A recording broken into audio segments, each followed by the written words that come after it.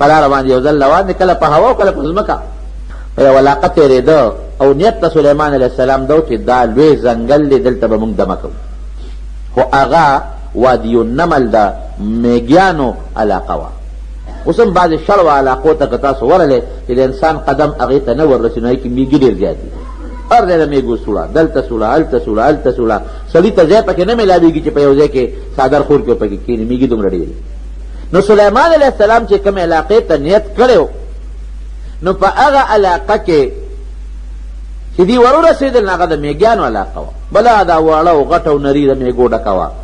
نو یو میږی دی، د دې میږیانو هم یو موري، لکه د شاتو د مچو چې یو موري، ټولې تابع وي. دارنګې د دې میږو هم یو مور ده.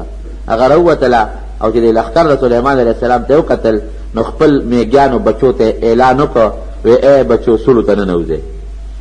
یا ایها النمل ادخلوا مساکنکم لا یحطمنکم سلیمان و جنوده وهم لا یشعرون.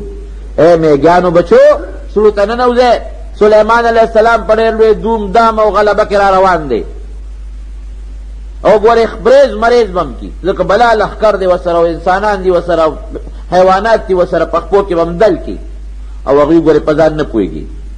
هم لا یشعرون، دا چې یا خو پته نه لګي، لاندې ځمکې ته خو څوک نه ګوري چې په لاره ځي. او بعضې مفسرین یې دا معنا کوي چې ډېر لوی پتې ځای کې روان دي، او په ډېر لوی دغه کې شان کې روان دي، نه پوهېږي، ګورې برباد به مو کړي.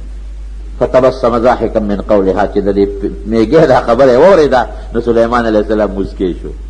ملګرو ته یې واورېدل، وی نه صاحب، وی هغلته یو میږی ده، او ملګرو ته خپلو بچو ته اعلان وکړه چې هغه را روان دی او ملګري ورسره دي، او ګورې خپو لاندې به مو دل کړي او پوهېږي نه.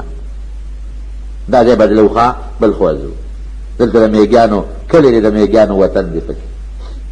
او بعضې مفسرین لیکي چې بیا هغه میږی سره خبرې مو کړې چې څه دی خیال دی، وی میږی ورته عجیبه نصیحت وکړ، ای سلیمانه الله بادشاهي درکړه، شکر ادا کا. اے سلیمانه الله پیغمبري درکړه، شکر ادا کا.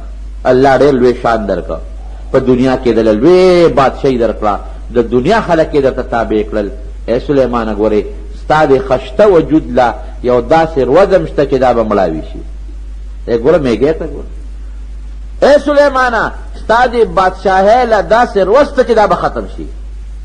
اے سلیمانه دې وخت کې ته امر حکم بکې. امر یو خو زمونږ دا غلطه معنا خلک کوي، حکم کوونکی، هر ځای ته حکم چلیږي. یو وخت به بیا ستا متعلق حکمونه کېږي. وی چې دا خبر سلیمان علیه السلام واورېده، نو وجود یې غوني غوني شو، ویښتې ودرېدل او په ژړا شو.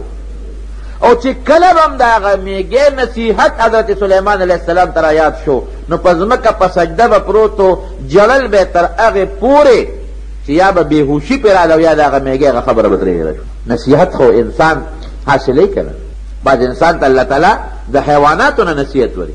یو لوی بزرګ دی، غالبا امام ابو حنیفه رحمت الله علیه متعلقه، وی په لاره روان یو سپی و، او هغه سپی ډېر بد شکله و. امام صاحب زمونږ چې دی دا صاحب کشف و، د کشف خاوند و.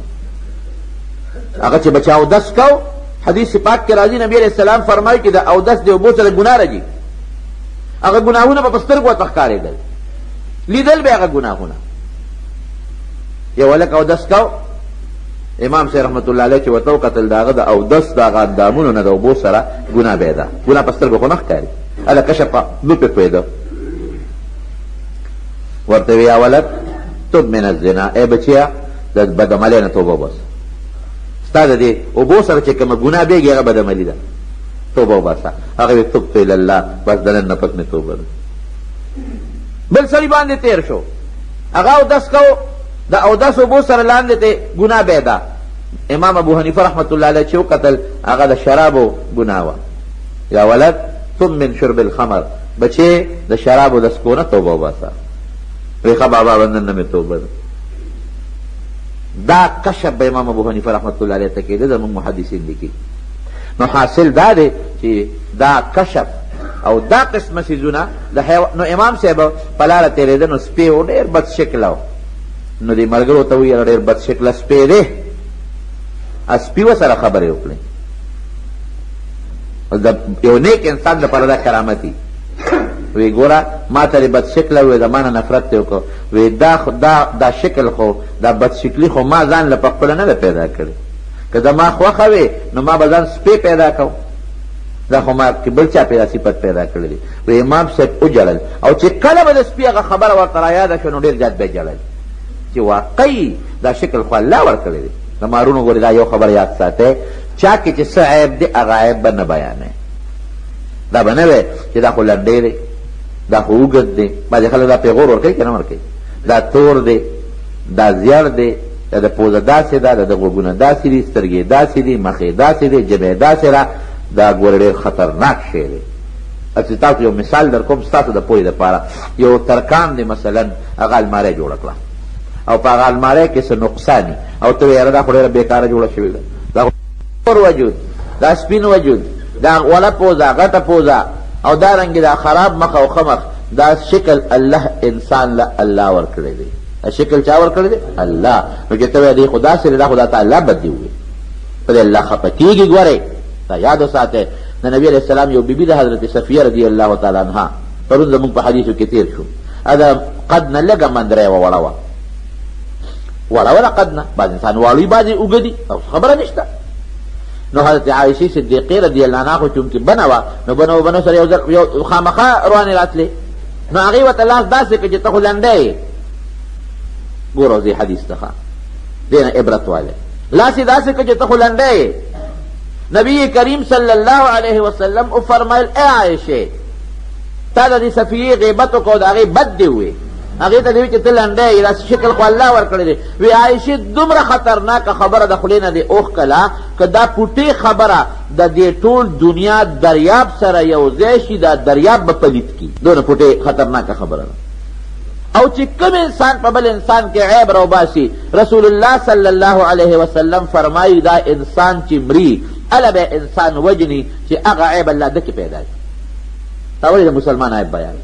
نو قطعا یو انسان په شکل کې نقصان، دا شکلونه خو الله ورکړي دي که نه، دا خو د الله بندګان دي. او الله وی خلقنا الانسان فی احسن تقویم، د انسان ښایسته ښکلي شکل ما ورکړی دی. خو د چا به رنګ یو شاني، د چا به بل شاني، دا د شکریې لپاره الله دا فرقونه پیدا کړي دي. عیب به بلکل د چا نه بلکل به نه بیانوي قطعا. دا تور دی، دا داسې وي دي تور. حضرت بلال رضی الله عنه د شکل نه تور دی، لیکن دا الله په نسبت لوی مقام لري، شکل ته خو الله نه ګوري. نو رونو خبره مې دې پورې کوله چې حیواناتو نه عبرت. نو هغه د میږی خبره چې حضرت سلیمان علیه السلام ته کله به یاده شو جړل به، او یو ځل دقسې په لاره روان دی، قحط راغی. چې قحط راغی نو ملګرو ته یې ویې داسې کوو چې بار وځو د باران دپاره سوال کوي، استسقا دپاره. اوس هم دا مسله ده چې کله باران بند شي نو مسلمانانو له پکار ده چې هغې د استسقا مونځ وکړي، بار ته استسقا مونځ کوو، بهر ځو. دا مسله ده ښه.